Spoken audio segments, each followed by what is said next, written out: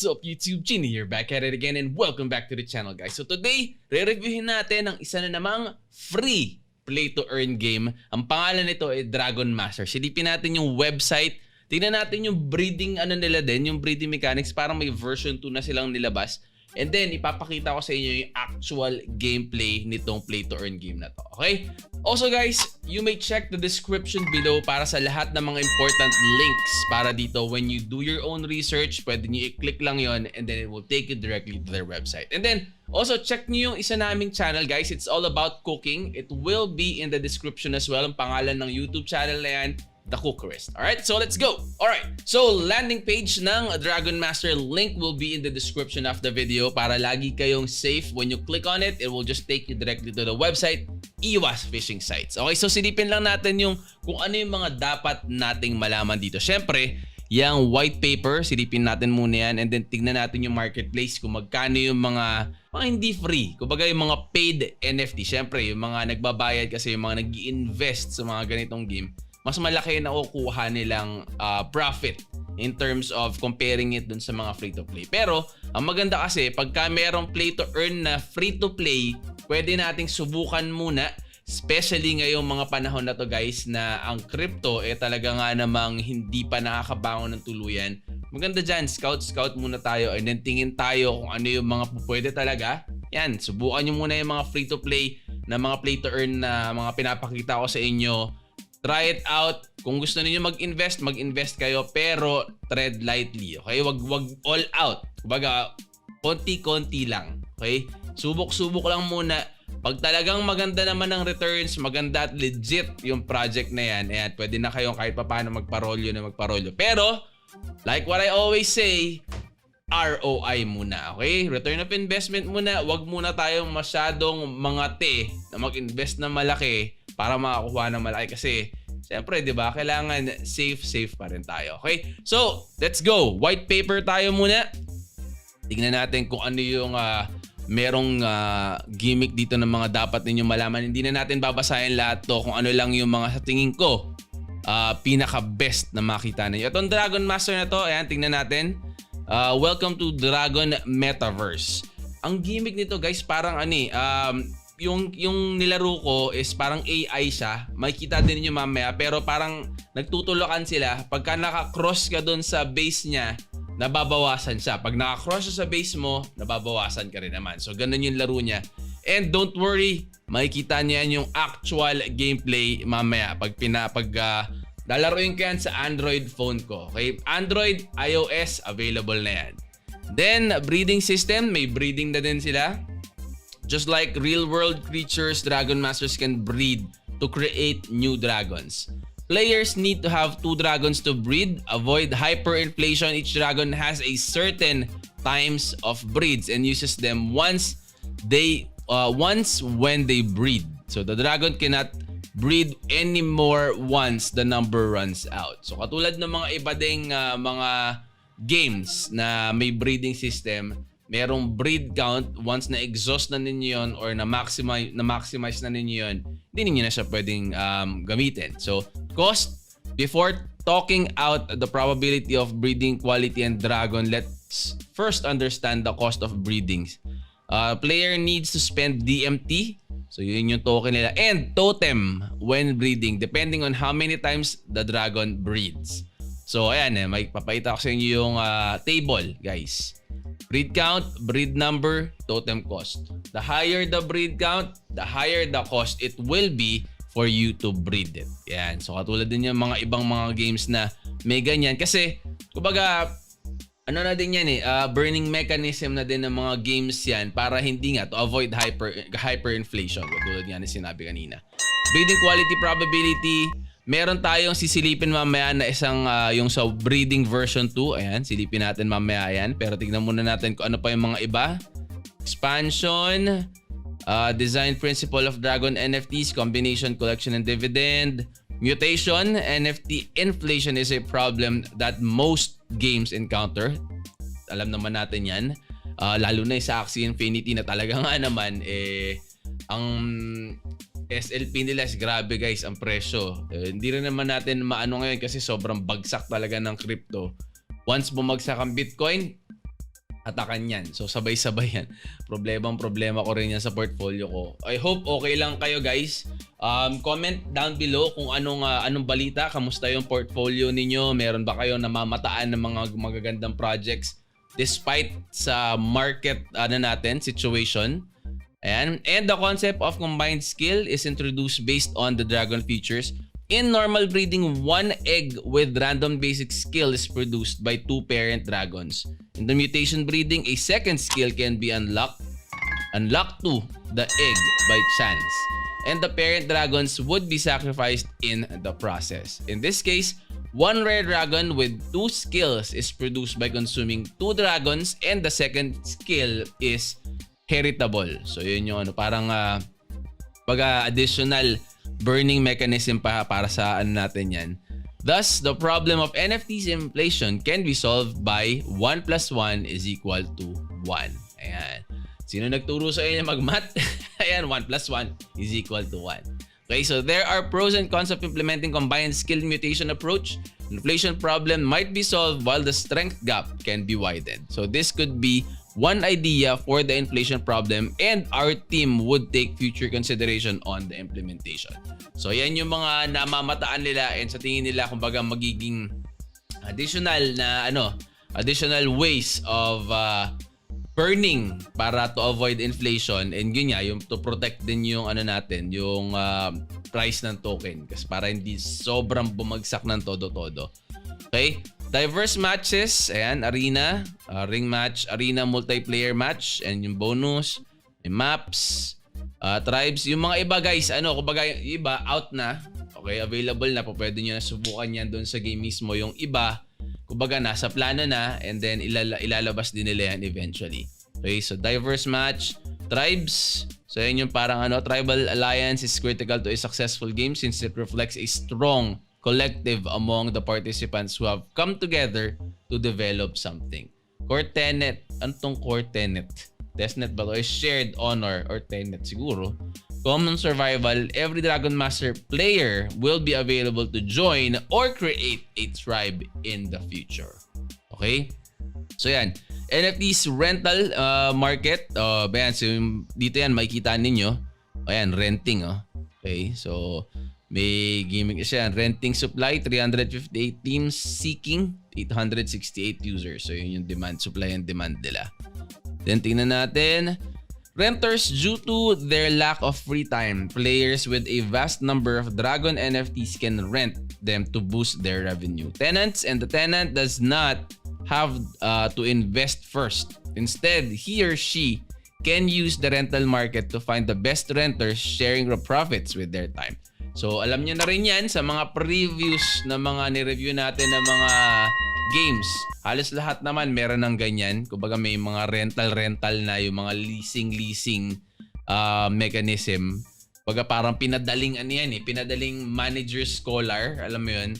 Kumbaga tinulungan na tayo nung mga companies or mga game developers na mas maging madali yung buhay natin. Lalagay lang natin yung share profit, kung magkano yung gusto nating share profit. Then i-share na yan doon sa, kumbaga doon sa renters or rental, renting tawag niya. Para kumbaga kung may kumuha, may nag-select, automatic na. Pag ginamit niya yan, makukuha niya na yung share niya, makukuha niya na rin yung share niya. Parang ganun ang gimmick niya. So rental rules, NFTs rental market will support several rental rules, free or paid. And play to earn with revenue sharing ratio, then time contract, daily battles or winning rate requirements, bonus rewards for completing the renters all requirements. So yan, may mga ganung mga gimmick na rin din sila rito. Okay, so tingnan natin ano pa ba? NFT, ayan, alam na ninyo yan tokenomics, DMT, ayan. So sure, marami ring ibang mga mga YouTubers na nag-review nito, nakita na rin siguro itong mga to. So baka hindi niyo na kailangan silipin dito. Pero I will still put the link of this white paper in the description below. That way, gusto nyo reviewin again, and I encourage you to always do your own research. Okay? So lalagay pa rin natin yan sa description itong video na to. Roadmap, silipin nga natin yan. So Q1 of 2021, tagal na yan. Last year pa yan. Nasa Q1 Q2 na tayo. Actually, malapit na mag Q3 at papalabas na po si Jose Marichan. Nag-i-stretching na. So, yan. Quarter 1. Okay, quarter 2. Anong mga abangan natin dyan? May profit sharing na din sa quarter 1. Profit sharing, DMT tournaments, web, Android, and iOS na official launch. Which, again, kudos to Dragon Master. Lagi ko sinasabi, unahin sana ng mga developers ang ating mga mobile apps or mobile na pwede natin gamitin kasi 90% or more ng users uses mobile para i-access yung mga play to earn games nila. Diba? Mga on the go. Hindi lang naman itong ginagawa ninyo eh. Diba? Kumbaga may trabaho din kayo, additional income lang para sa inyo itong mga ganitong mga gimmick. Okay? Quarter 2 of 2022, Ring Match, Multiplayer Match, Decentralized NFTs Rental Market, Totem Tournaments. Quarter 3 of 2022, Offline Regional Tournaments, Online Tournaments, yung streaming. Social Fi Exploration, we want to help players earn more by financializing, yun haba nun Dragon Master's social influence. Then Q4 of 2022, DMT staking and then land auction. 2023 and yung mga iba pa nilang mga gustong ilagay guys, land. Ayan, land game. Player starts from zero and build their own kingdom. DAO governance, developer platform, Dragon Master SDK enables game developers to create games that use Dragon Master assets and operate them on their own decentralized network. So maganda yan. Kasi mayu-utilize ninyo yung mga NFTs ninyo when it comes to, kunyari nagkaroon na yung mga ibang mga game na may support ng ganyan. May mga nireview din ako. Check out my channel, may nireview akong ganyan na parang open sila. Nadalin ninyo doon yung mga NFTs ninyo and magagamit ninyo sila doon. So tingnan niyo yung channel ko for that. Okay, next. Updates on Dragon Master, then team. Magic Hat is a technology-focused gaming studio founded in early 2021. Most of the Genesis Magic Hat team were from the UK and the rest of the team members are remoted all over the world. Mission, ayan yung gimmick nila guys. So check nyo na lang din yan. Partners, tingnan natin yung mga Uniswap, QuickSwap. And then private investors nila are Polygon, DappRadar, CoinGecko, Polygon Studios, Indie, GG. Ito pala, private investors sila has raised $2.5 million from the private investors to fund the development as well as general operating costs.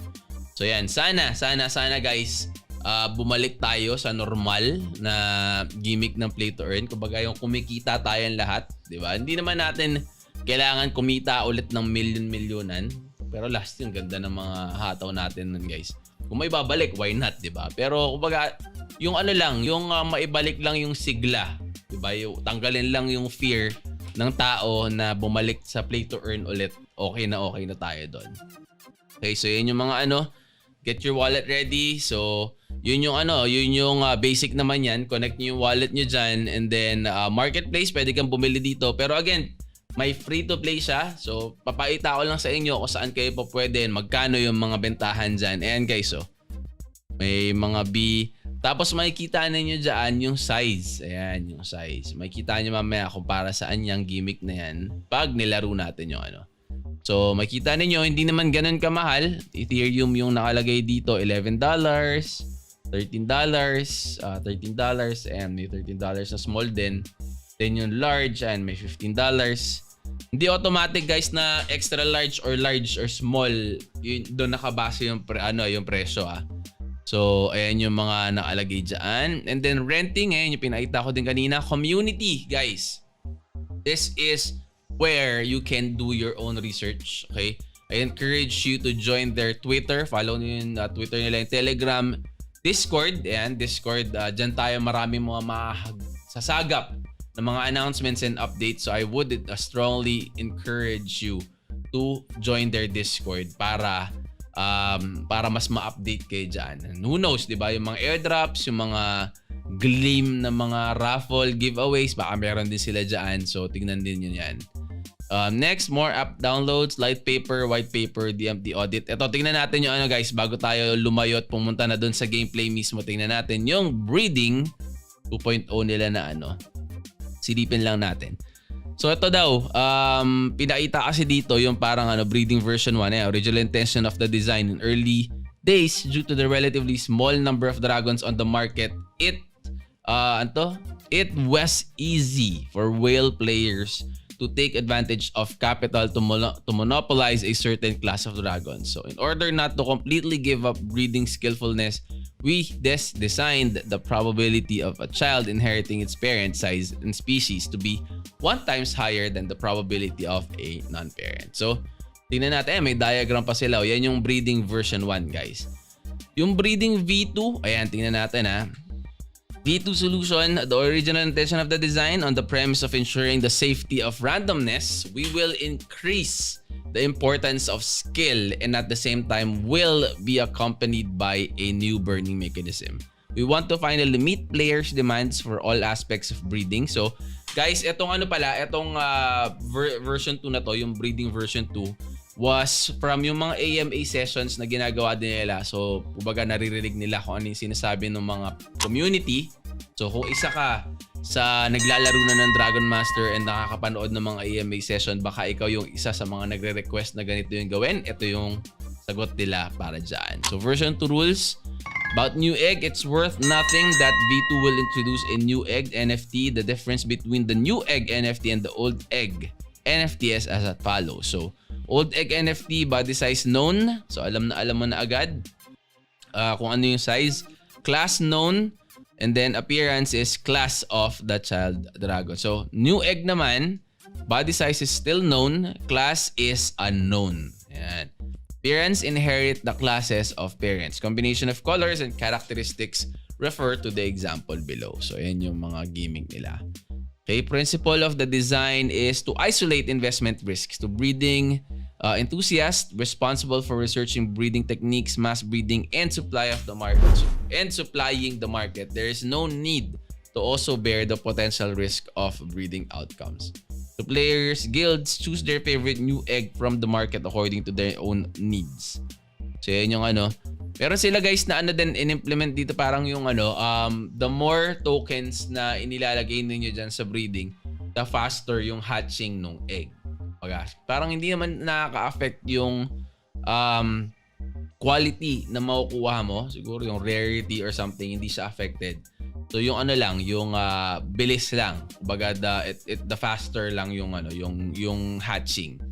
So yeah, may ruby, may topaz, sapphire, so yung mga stones. Yan, may merge din. Merge refers to the merger of breeding V1 and V2. It means that the core of logic of breeding V2 will be completed. So, this update is expected to take place on August 30, August 30, 2022. So, ayan guys Itong V2 will be implemented sa August 30 pa. So, meron pang ilan days, 24 days na lang siguro pagka-upload ko nito. Okay. So, expand and yung 910 yung nakalagay naman dito. Means that based on the breeding V2 function, players supported to use gem NFTs to improve a certain breeding attribute. It means that breeding skills are greatly improved. So, ayan yung Pwede daw yung mga ganung mga gimmick. Okay, so guys, ilalagay ko tong link in the description of the video. Balikan lang ninyo kung meron kayong gustong malaman pa, lalo na kung kayo yung interesado in terms of breeding. Kasi talagang kung kunyari gusto ninyong kumita din sa ganyan, daming kumita sa breeding sa Axie Infinity noon. Yung breeding na yan talaga is a good source of income in addition to yung playing the game. Staking naman kasi kung kunyari lalo na gumaganda yung presyo ng tokens or something like that, it's a way to get passive income. Okay? So how to play to earn? Ayan, makikita niyo yung mga season rewards. Ayan, so kung lamang ang mga tuloy-tuloy ang paglalaro sa ganitong gimmick. Okay? Next, ayun pa yung daily task din. Parang yung daily quests. Rent ng team. Ayan. So, ito yung mga free guys. So, ito yung mga free. Ayan. How to get dragons to play. Every new player entering the game will get a set of cute white dragon teams. Teams cannot be sold in the NFT market. So, yan yung yan yung makukuha. Makikita nyo din yan in a short while. So, malapit na tayo matapos dito sa mga gaming na to. And then after this, game na agad. So, Loot Arena newbie players also have the option to participate in the Loot Arena but needs the totem and yung MDMT upfront fee. Winner will get the whole reward. So yung practice mode na yan, coming soon pa dito. Pero guys, nakita ko kanina nung sinilip ko yung game, parang available na rin tong practice mode na to. Okay, so yan. Personal renting system finds scholarship places in the personal rental system and earn profit sharing by participating in game battles with rented dragons. So yan guys, so 5% for you. Depende kung gaano kagalante yung may-ari. Kumbaga yung manager nung mga mga dragons na i-rent ninyo. Okay? So yun na yun. Again, all important links will be in the description of the video para again, do your own research at wag tayo padalos-dalos. Silipin muna natin. Laruin nyo muna yung free. Kung type ninyo, unti-unti lang ang pag-invest. Diba? Pero it's still up to you kung kunyari, kumpiyansa ka talaga dito na ito is maganda for keeps and could has a good potential, then by all means pwede ka naman pursue yan. And pwede mo ring ipa-rent yung mga yung mga NFTs mo. Okay? So let's go to the game itself. Okay, so game guys, ito na. Yung makikita ninyo dyan sa screen ninyo, ito sa gitna, ito, ayan. Makikita nyo yung logo mismo ng Dragon Master. Ayan, yung parang pusa nga yung itsura niya dito. Okay, so ayan. Yan ay ida-download ninyo. Kasi baka mamaya pag nag-type kayo ng Dragon Master, may mga iba pang lumabas. So yan yung inyong ida-download. So inaan lang muna natin. Inaan lang natin yung system music natin. Ito, yung mga nakikita ninyo sa harap ninyo na yan guys, yung nasa harap, which is ito, saan na ba yung ko? Ito para maituro ko yung Ayan. Ito yung parang small, ito yung medium, yung large, and then extra large, and so on. Yan yung mga gimmick na yan.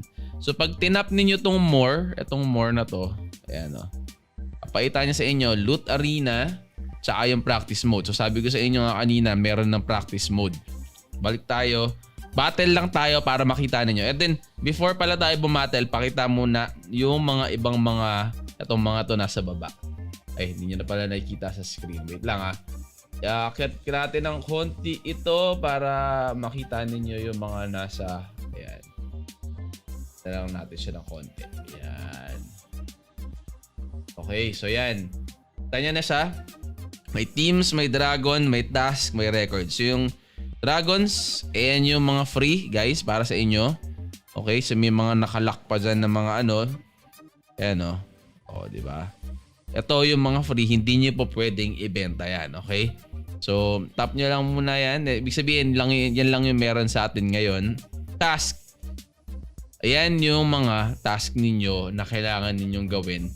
Ang reset niyan, nakalagay UTC 400. Parang kung di ako nagkakamali is 12 midnight ang ibig sabihin niyang 4 UTC. So check nyo na lang din, Google ninyo para sigurado.